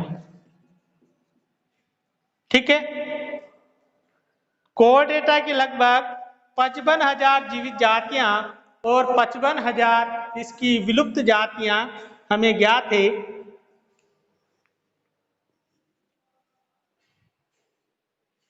इस प्रकार से ये तो कोर्डेटा संघ है। ठीक है, और इस प्रकार कोर्डेटा जंतुओं में उनके जीवन काल में किसी न किसी अवस्था में 3 लक्षण जो है वो अवश्य पाए जाते हैं। जो कोर्डेटा के प्राणी है तो कशेरुकी प्राणी जो है तो उनमें मुख्य रूप से 3 लक्षण जो होते हैं वो अवश्य उपस्थित होते हैं। तो पहला जो लक्षण आता है इसका वो आता है पृष्ठरज्जु। कौन सा? पृष्ठरज्जु, जिसको अपन नोटोकॉर्ड भी कह सकते हैं, नोटोकॉर्ड। ठीक है, तो कोर्डेटा में अनेक कोर्डेटा संघ के जो जंतु है तो कोर्डेटा जंतुओं में उनके जीवन काल में किसी न किसी अवस्था में पृष्ठरज्जु अवश्य पाई जाती है। और पृष्ठरज्जु जो होती है ये पृष्ठरज्जु ये किससे बनती है? भ्रूण के मीजोडर्म से बनती है। किससे बनती है? भ्रूण के मीजोडर्म से बनती है। ठीक है, तो भ्रूण के मेसोडर्म से पृष्ठरज्जु का निर्माण होता है। इसके अलावा पृष्ठरज्जु जो है मेरुरज्जु एवं आहार नाल के मध्य स्थित होती है। यह कहाँ स्थित होती है? मेरुरज्जु एवं कहाँ पर? आहार नाल के मध्य।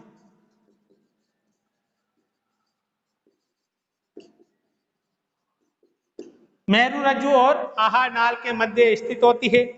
ठीक है, यह रचना जो है बड़ी रिक्तिका युक्त कोशिकाओं की बनी होती है, जिस पर संयोजी ऊतक का एक या दो आवरण चढ़े हुए होते हैं। ठीक है, तो इस प्रकार से ये है। कुछ जंतुओं में आजीवन, परंतु अधिकांश में केवल भ्रूण अवस्था में ही पृष्ठरज्जु पाए जाते हैं। ये मेरुरज्जु के चारों ओर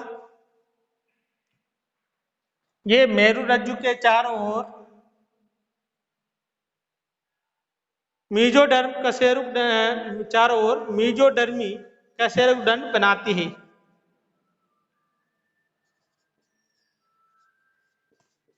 मेरुरज्जु के चारों ओर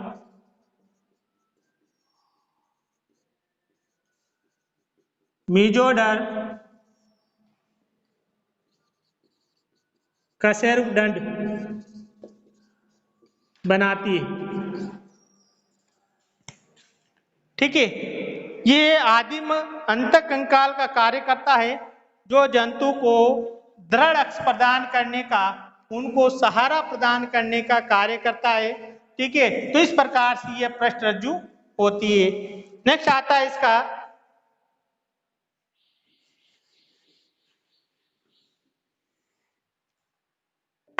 सेकंड, इसका लक्षण है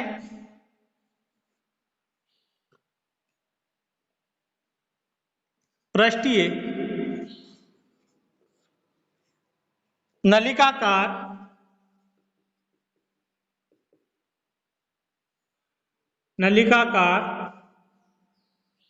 खोखली तंत्रिका रज्जु। खोखली तंत्रिका रज्जु।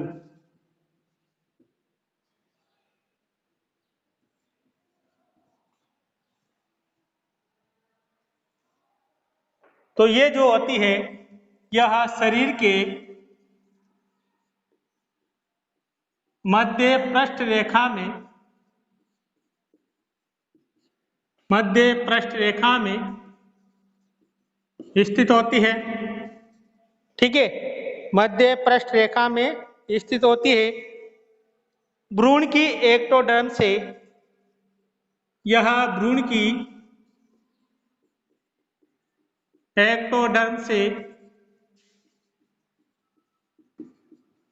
परिवर्धित होती है। भ्रूण की एक्टोडर्म से परिवर्धित होती है।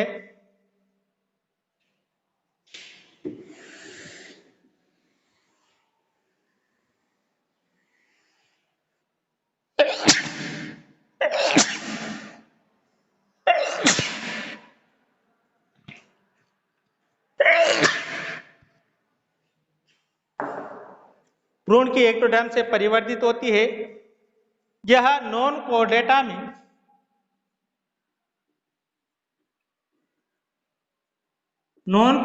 में ठोस दोहरी व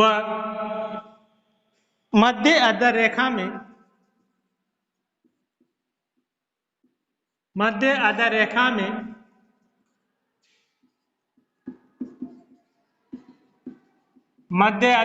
में स्थित होती है। ठीक, इसके अलावा नॉन कोर्डेटा में ठोस होती है, दोहरी होती है और मध्य अधर रेखा में स्थित होती है। इसके अलावा अधिकतर जो कोर्डेटा होते हैं, तो अधिकतर कोर्डेटा में यह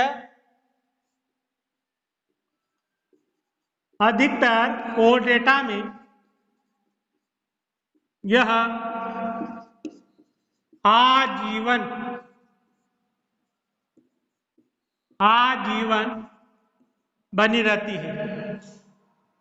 आजीवन बनी रहती है।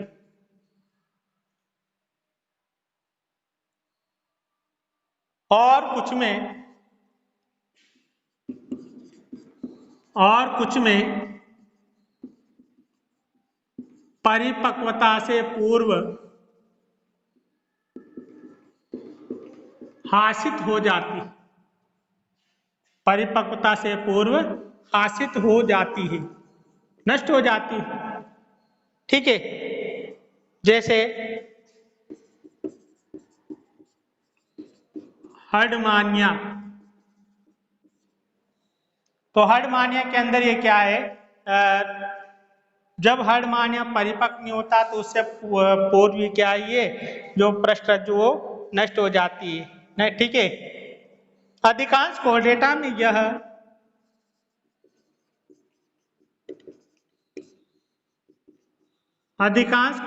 में यह मस्तिष्क बनाती है।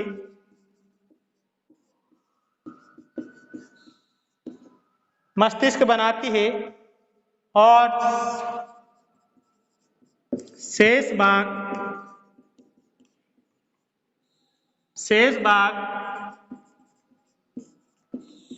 मेरुरज्जु का निर्माण करता है, यानी कि मेरुरज्जु बनाती है। और मस्तिष्क और मेरुरज्जु मिलकर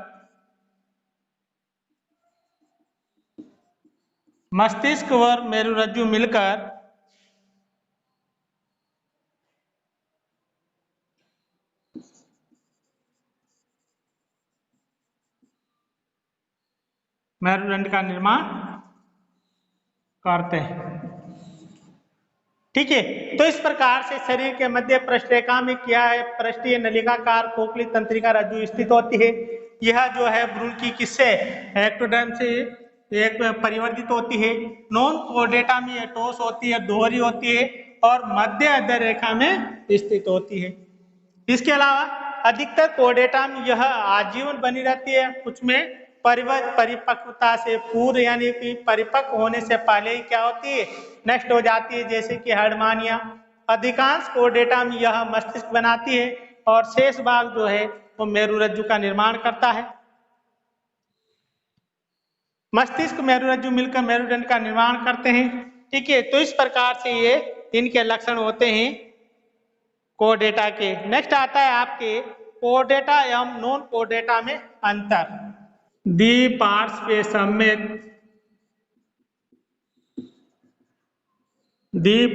सममित और ये सममित या नियमित कशेरुकी प्राणियों में वास्तविक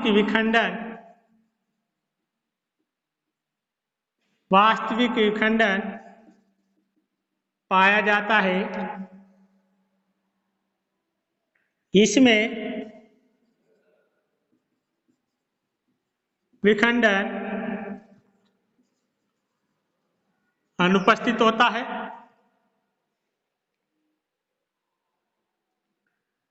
विखंडन अनुपस्थित होता है तथा अवास्तविक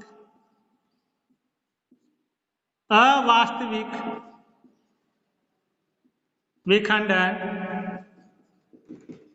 पाया जाता है। अवास्तविक विखंडन पाया जाता है।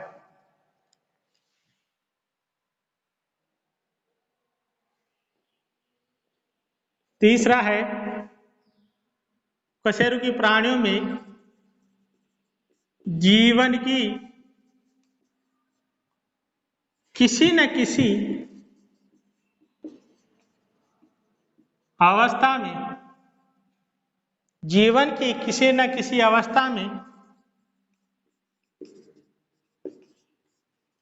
पृष्ठरज्जु पाई जाती है और इसमें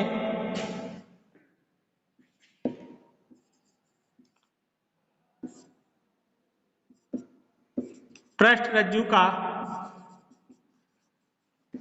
पूर्णतः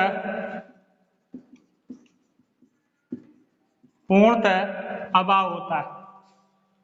पृष्ठ रज्जु का पूर्णतः अभाव होता है।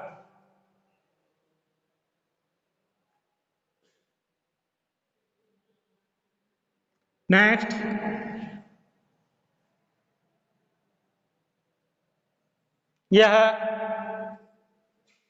यह त्रिजन स्तरीय होता है। त्रिजन स्तरीय होता है और ये जो होता है द्विजन स्तरीय होता है। ठीक है, इनमें अंग तंत्र पाए जाते हैं और जीव द्रव्य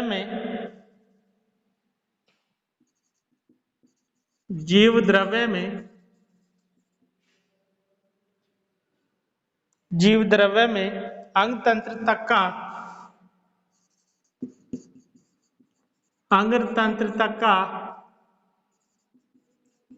शरीर संगठन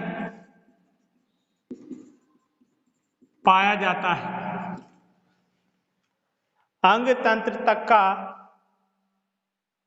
शरीर संगठन पाया जाता है।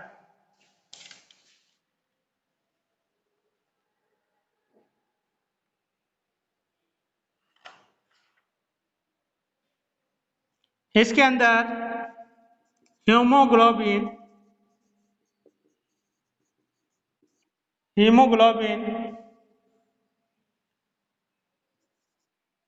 लाल रुधिर कणिकाओं में आरबीसी में पाया जाता है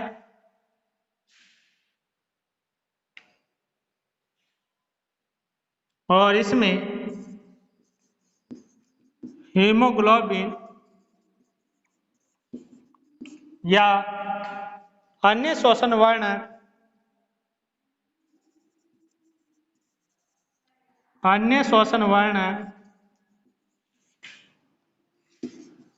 रुधिर के प्लाज्मा में घुले रहते हैं। ठीक है, इसमें रुधिर परिसंचरण तंत्र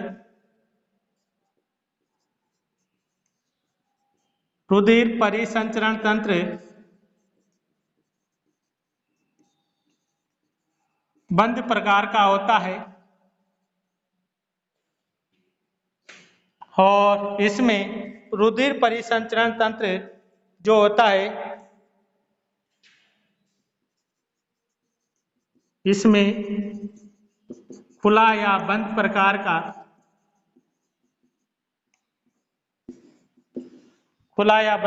का होता है।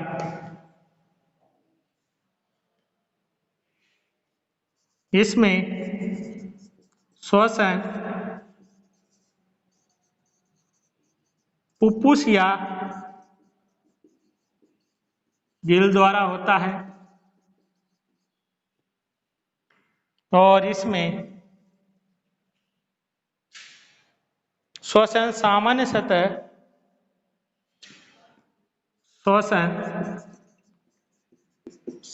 सतह गिल या ट्रेकिया द्वारा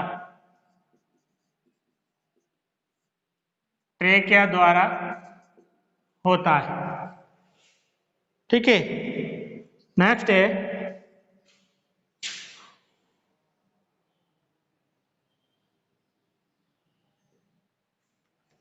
इसमें आंखें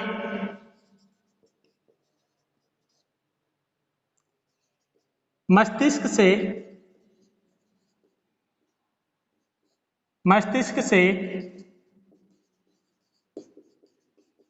विकसित होती है।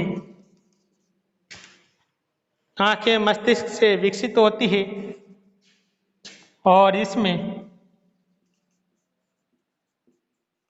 देहाभित्ति से।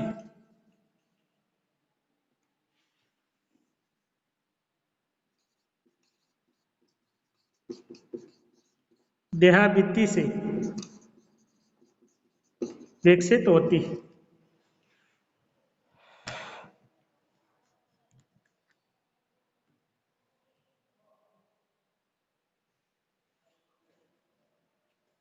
इसमें जनन जो होता है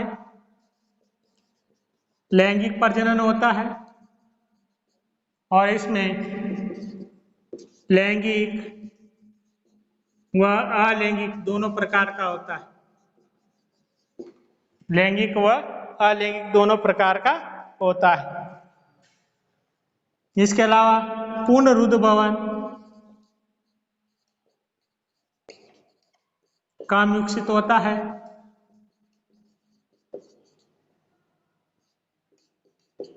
और इसमें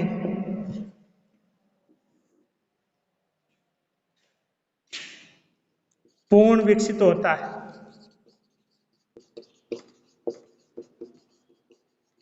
ठीक है, तो इस प्रकार से कोडेटा और नॉन कोडेटा में अंतर है कि कोडेटा जो संघीय प्राणी, कोडेटा जो जंतु होते हैं तो उनके अंदर द्विपार्श्व सममिति पाई जाती है।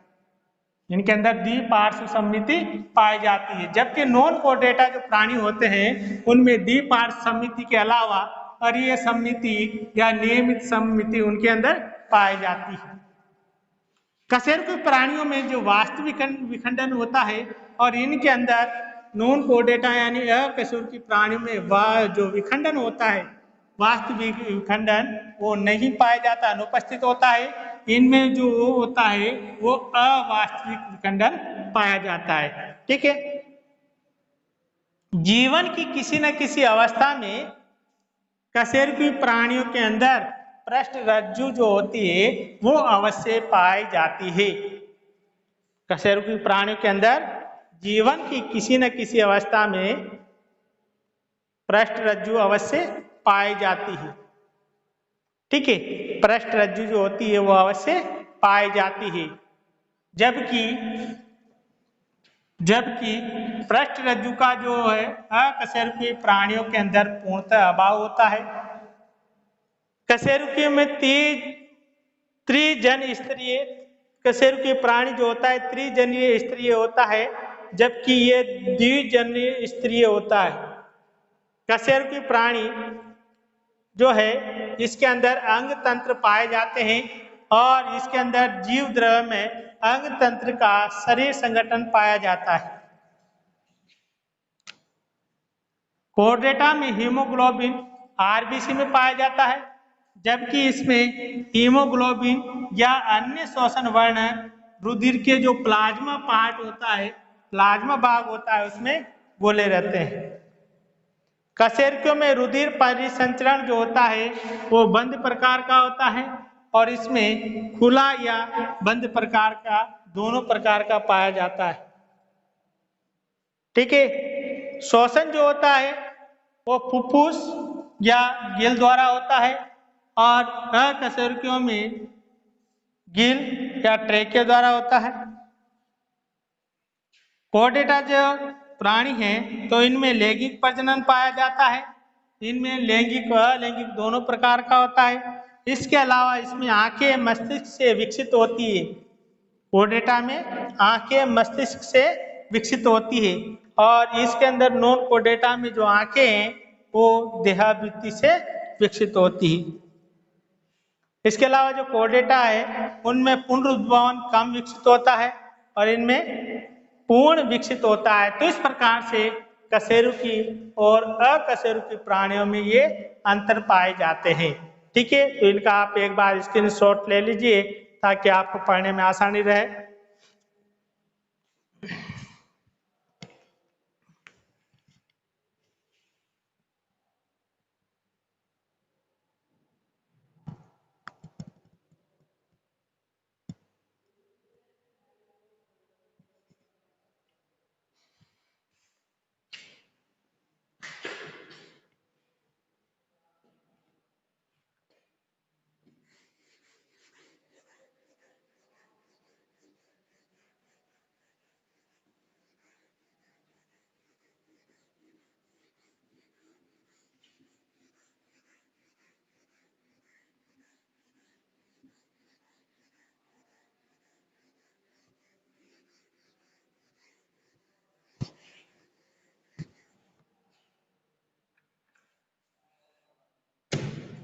इसके बाद आगे चलते हैं।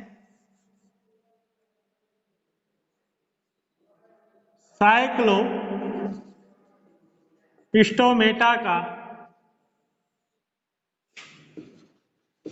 वर्गीकरण।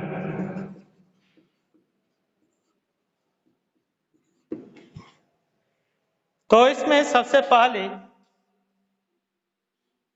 संघ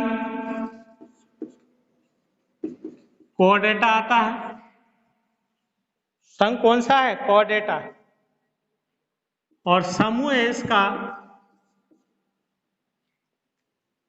एक्रेनिमा। समूह कौन सा है? एक्रेनिमा।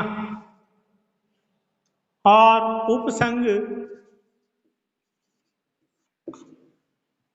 उपसंघ एग्नेथा। और इसके बाद इसका वर्ग आता है साइक्लोस्टोमेटा।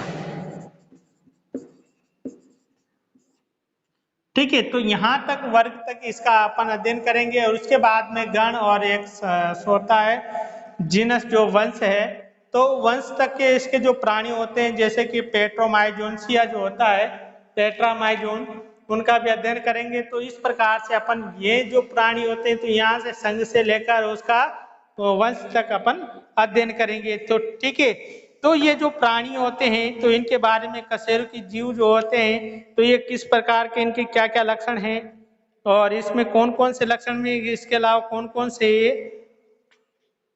इसके पार्ट्स होते हैं, तो उन सब के बारे में अपन अध्ययन करेंगे। ठीक है, तो आज की क्लास जो होती है आज यही समाप्त होती है और इसके बाद नेक्स्ट अगली क्लास में अपन बने रहेंगे।